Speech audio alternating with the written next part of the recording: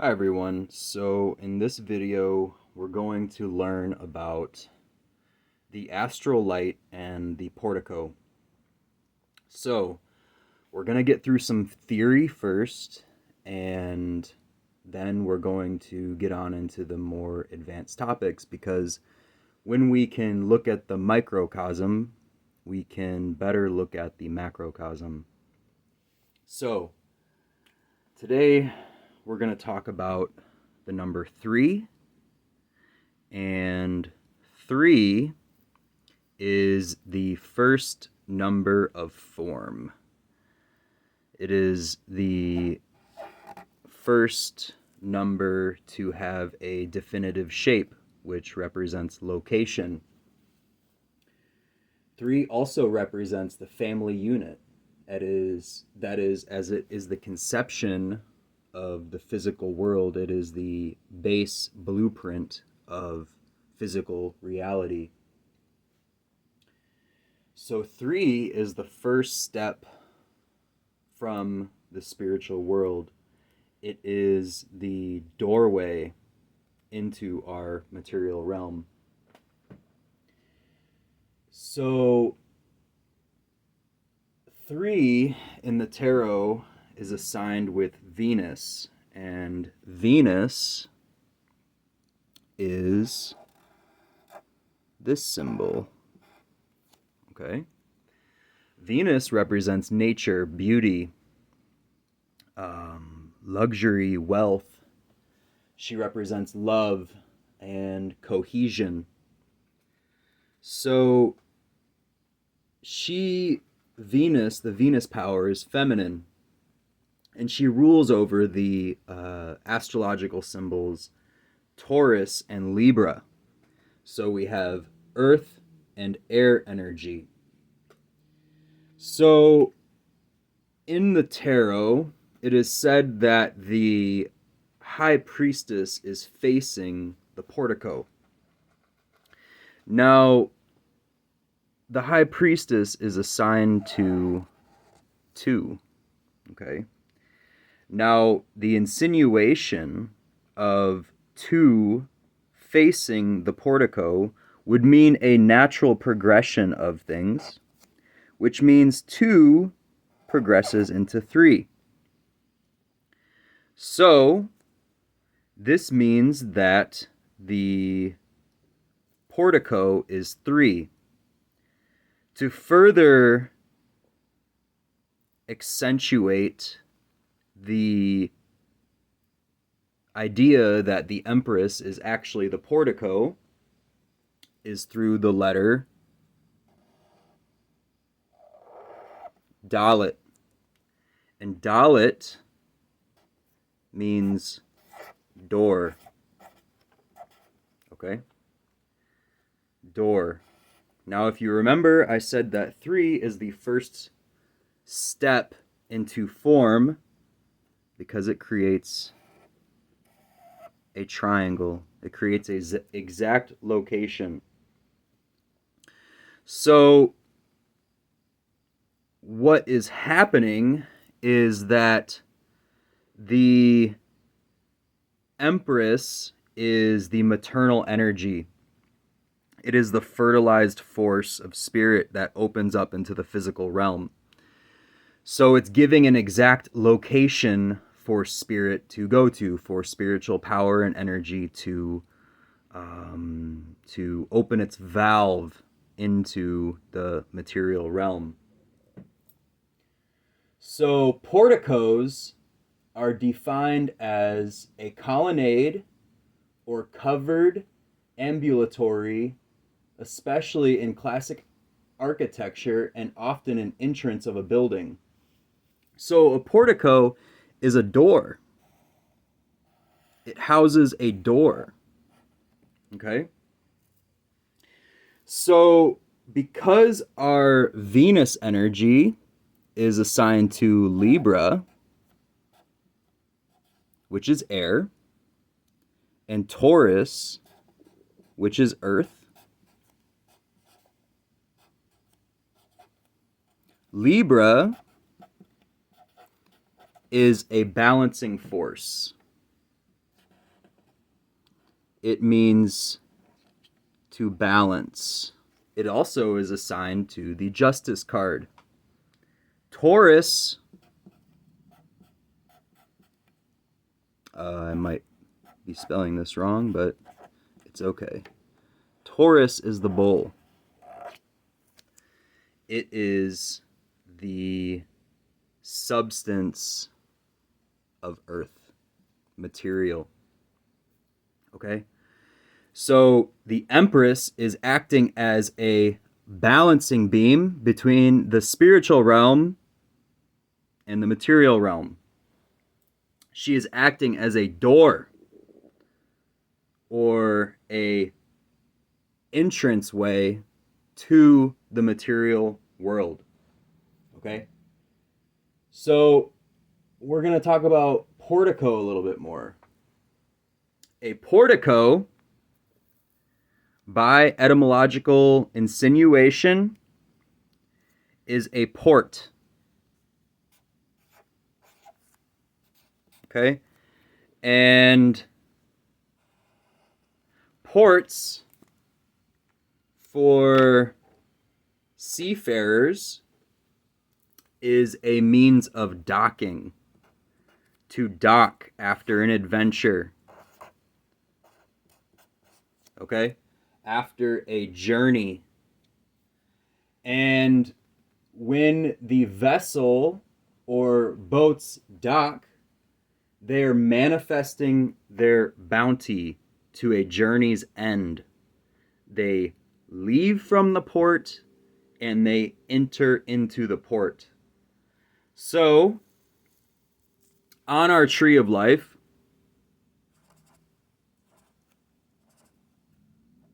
we have 10 spheres. All right? The Empress sits here, right under the crown. And it is said that she is the opening and closing to Kether, to the crown, to the one spiritual source of all things, to the first manifest of spirit, to where all spiritual energy sits, all the potential of spiritual energy and physical energy. So she is the door that opens and closes to this one source of power. Okay? So she is the means of birth to our reality, to understanding the most deep aspects of basically God. Okay? So, going back to the triangle. A triangle, by geometric insinuation, is 2 points meeting at a mediary intersection.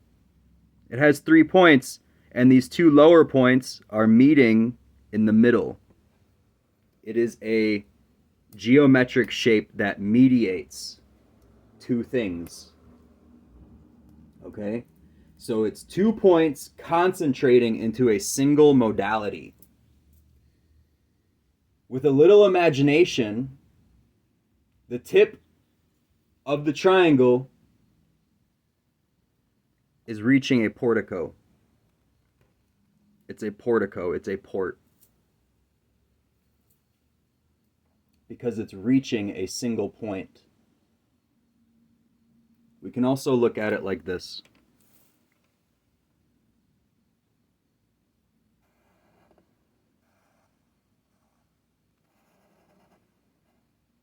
Okay. So basically what's happening is, we'll look at it at another way. Here are the pillars.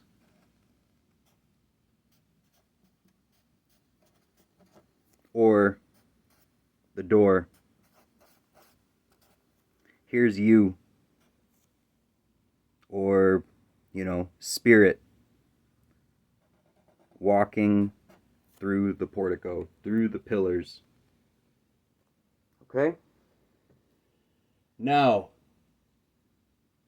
when the material world was manifested, it is said that a substance called the astral light was created. Now, this man named Eliphas Levi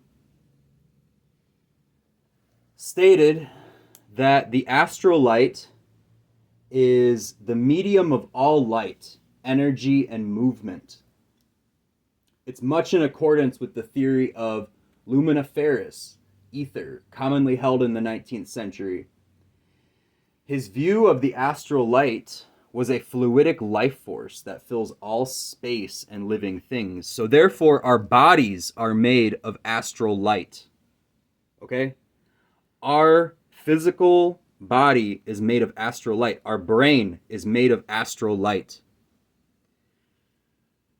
When the Big Bang happened, or however our reality was conceived, it's being pushed forward by this astral light. Everything in our material world is astral light. Okay? There is some energy that is keeping everything together. That is keeping all of our life force together. Okay? Now, the astral light is a physical substance, and it is elusive in nature. Because it is everywhere at once, it is diluted. It is a diluted substance. When it was condensed down into the singularity of the first conception of our reality, it was very strong and pure. So because it's been diluted for billions and billions of years, it is elusive. It's hard to pinpoint an exact pure point of this astral light. Okay? So, he further correlates the astral light to the devil. The devil represents all things that are vile, all things that are considered evil, and also all things that are considered ugly or greed.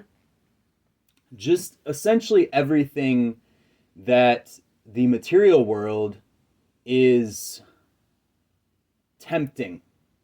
We are tempted to get paid more than we should. We are tempted to gain access to, areas of physical knowledge that aren't always accepted. So the devil basically represents lust, greed, intoxication, abusive sexual energy, and a myriad of other ugliness that is manifested in the material plane. So the astral light is the substance that allows the devil to work through, that allows the negative forces to take hold. Okay? Now, the Empress represents everything beautiful about our reality. She represents everything that is good. Remember, the Empress is associated with Venus, beauty, love, cohesion, equality, earth power. Okay? So, the two could be thought of as opposites. All right? Now, when the Empress opened up her door, when the portico to physical reality was opened, she created the devil. Okay? Not only did she create beauty, but she created sorrow and ugliness. We cannot know beauty unless we know what is ugly. We cannot know love unless we know hatred. We cannot know cohesion unless we know how to separate things. Now, how do we defeat the forces of ugliness? How do we defeat the forces of the devil? Now, hang in there with me, guys. So, this is how. The devil equals 15. Okay? And when we add the hanged man, so we'll rewind for a second. The devil is the Empress reversed. It is the opposite forces of the Empress. The Empress represents everything beautiful. The devil represents ugliness on the material plane. Okay? Now, the devil is 15. Number 15. The Empress is number 3. So when we add 12, the hangman, the reversal of beauty, we get the devil.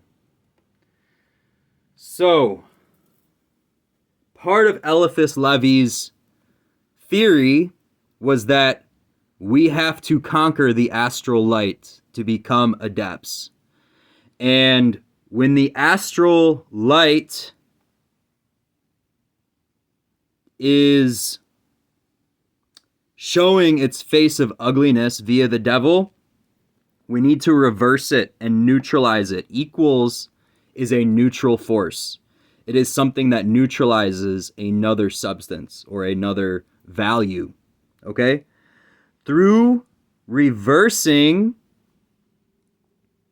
the devil energy and creating the Empress, we are sending the astral light back into the portico, back to where it came from. We must use our guidance on when to actually take hold of our realities inside the astral light and use it to our advantage through the powers of beauty, through the powers of love. Now, the hangman, not only does it represent reversal, but it represents equanimity. Keeping a leveled mind in a terrible situation where we can find beauty and solace and cohesion and love. So, although the hangman and the Empress equal the devil and the birth, and she represents the birth of the astral light, the powers of 3 and 12 also create a neutrality with the devil. Okay? So, when the throes of material life start to get the best of an individual, it's important to recognize these fiendish forces and conquer our fruitful subconsciousness. The devil represents subconsciousness that has been trained incorrectly. Okay? So, I could talk for a very long time about this, but we're going to wrap it up. This is an advanced topic. This is not easy to wrap our minds around, but if you've stuck in this far, kudos to you. And I hope you enjoyed the content, understanding the portico and the astral light through the tarot. Don't forget to like and subscribe.